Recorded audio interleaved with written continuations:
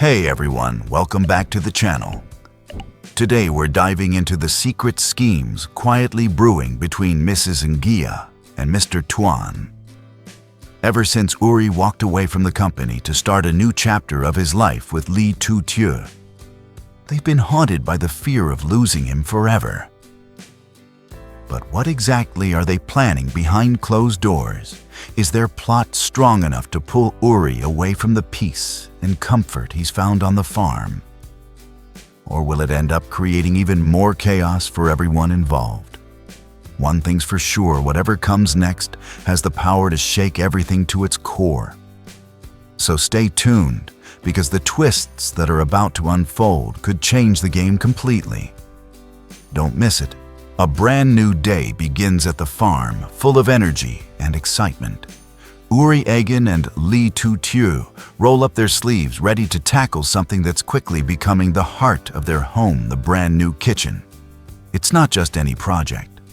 For them, it's a space that symbolizes warmth, connection, and the joy of working side by side.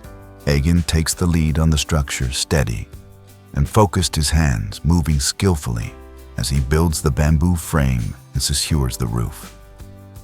Every step shows his strength and precision, a quiet confidence that sets the tone for the entire day. Meanwhile, Tieu and the others patiently weave palm leaves together, carefully laying them one by one to form a roof that doesn't just provide shade, but creates a cool, refreshing atmosphere that feels completely in tune with nature. The process isn't rushed. Instead, it's filled with laughter, teamwork, and the kind of small, simple moments that make life on the farm so special. Each leaf that's placed, each beam that's adjusted, is more than just construction. It's a shared effort, a memory being built right alongside the walls and roof. This kitchen isn't just about food. It's about family chosen and created through love and effort. It's a reminder that sometimes the most valuable things in life aren't the biggest or the most expensive, but the ones built with care, patience, and togetherness. After a long day of hard work, the group finally gathers around the table to celebrate their efforts. The meal isn't fancy, but it's rich with flavor, tradition, and the pride that comes from creating something with your own hands. Fresh ingredients from the garden fill every dish, reminding everyone of the harmony between their labor and the land. The centerpiece is a golden, aromatic chicken stir-fry, seasoned with turmeric and ginger, its fragrance drifting through the air before the first bite is even taken.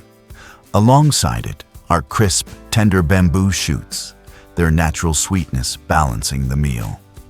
A steaming bowl of chicken and bamboo soup takes the chill out of the evening, offering warmth and comfort in every spoonful. And of course, the table is lined with an abundance of fresh vegetables just picked from the farm, bursting with color and vitality. As the dishes are passed around, laughter mixes with the delicious aroma. Conversations flow easily, stories are shared, and there's a noticeable sense of gratitude in the air. It's more than just eating. It's a chance to pause and reflect on the struggles they've faced, the obstacles they've overcome, and the joy of standing together through it all. Every smile, every toast, and every bite becomes a celebration of teamwork and resilience. What makes this dinner so special isn't just the food on the table, but the meaning behind it. Each dish carries the effort of planting, harvesting, and cooking. It's proof of how hard work can transform simple ingredients into something unforgettable when shared among friends. The meal becomes a living memory, a reminder that no matter how tough life gets, there's always strength in unity and comfort in togetherness. For Uri, Tieu, and the rest of the group, this dinner is more than just about filling their stomachs. It's about nourishing their bond. It's about honoring the friendship that has carried them through challenges and celebrating the unspoken trust they've built along the way. The food brings them to the table, but it's the love and support surrounding it that makes the moment truly fulfilling, while life at the farm seems full of joy and new beginnings somewhere else. A very different story is quietly unfolding. Inside a silent, dimly lit home, Mrs. Nghĩa calls Mr. Tuấn over for a private conversation. Her voice is calm, but underneath it runs a deep current of unease. Yuri's decision to hand the company back to his mother and leave the city behind has left her with a void she cannot ignore. For Mrs. Nghĩa, the company wasn't just about business, it was a legacy, a bond that tied her to her son and a guarantee of his future. But now that legacy feels fractured. The office chair that Yuri once filled sits empty, and with each passing day, the emptiness grows heavier. She tells Mr. Tuấn that what unsettles her most isn't just the loss of Yuri's leadership at the company, but the way he seems to be slipping further and further away from the life she envisioned for him. At the farm, Yuri has found something she can't compete with: peace, simplicity, and a sense of belonging that he never had in the corporate world.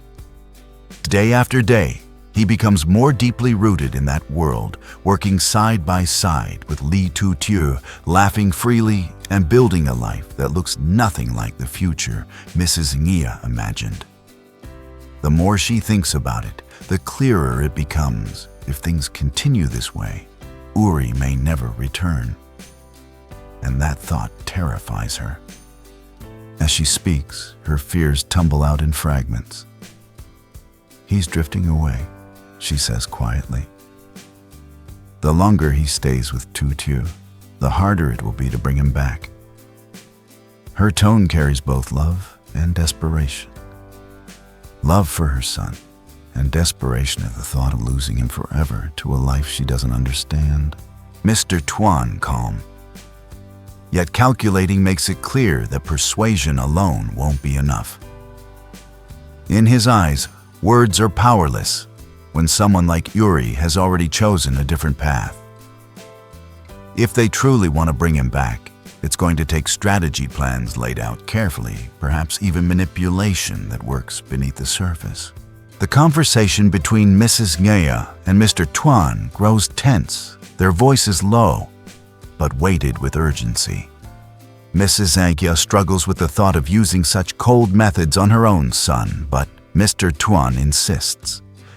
He reminds her that the longer Yuri stays at the farm, the deeper his roots will grow, and the harder it will be to pull him back into the life she wants for him. Eventually, reluctantly, she nods in agreement. Together, they arrive at a chilling conclusion. If Yuri won't return willingly, then they must create the conditions to make him feel he has no choice. It won't happen overnight. It will have to be done step by step, cutting away at his bond with the farm until there's nothing left to hold him there. And so the plotting begins. Their minds turn to questions of influence and pressure. What weak points exist in Yuri's new life? What vulnerabilities can they use? Could they create financial strains or stir doubt about the permanence of his happiness? With lytutieu, could they make the farm feel unstable, untrustworthy, or simply not enough for the future Yuri deserves? As they exchange ideas, the outlines of a plan slowly form each step, designed to chip away at Yuri's peace, to plant seeds of doubt, to pull him back toward the world he left behind. It's a dangerous game, one that blurs the line between love and control. Yuri doesn't yet know that forces are moving against him, or that choices are being made behind closed doors to reshape his future. To him, life at the farm still feels untouched, safe, and deeply rewarding. But the moment these two worlds collide, and they will, the harmony he's found will be tested in ways he never imagined. So the question becomes, what happens when strategy and scheming crash into simplicity and peace? Will Yuri be swayed by the pressure drawn back into the life his mother believes is right for him? Or will he stand firm, choosing the path that may not be easy, but feels true to who he is becoming. Xin chào các bạn, chào mừng các bạn đã quay trở lại kênh của mình. Hôm nay là một ngày mới đầy hứng khởi và trang trại. Uri, Egan cùng tụi Tiêu tất bật hoàn thiện công việc mới. Một công trình nhanh chóng được hoàn thiện. Trong khi đó, tụi Tiêu và mọi người kiên nhẫn lập từng tàu lá cọ, khiến không gian trở nên mát mẻ, trong lành. Để ăn mừng thành quả, cả nhóm quây quần bên mâm cơm dân dã, đẹp hương vị từ vườn và công sức lao động. Những món như gà xào nghệ, măng non giòn, bát canh gà hầm. Tiếng cười xen lẫn mùi thơm của món ăn, ai nấy vừa thưởng thức vừa trò chuyện, bày tỏ lòng biết ơn vì đã sát cánh cùng nhau trong lúc khó khăn.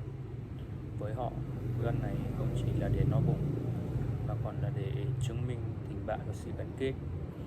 Thế nhưng lúc này, ở một nơi khác, một câu chuyện lại hoàn toàn khác lại diễn ra. Trong căn nhà, bà Nghĩa gọi ông Tuấn đến để bàn bạc.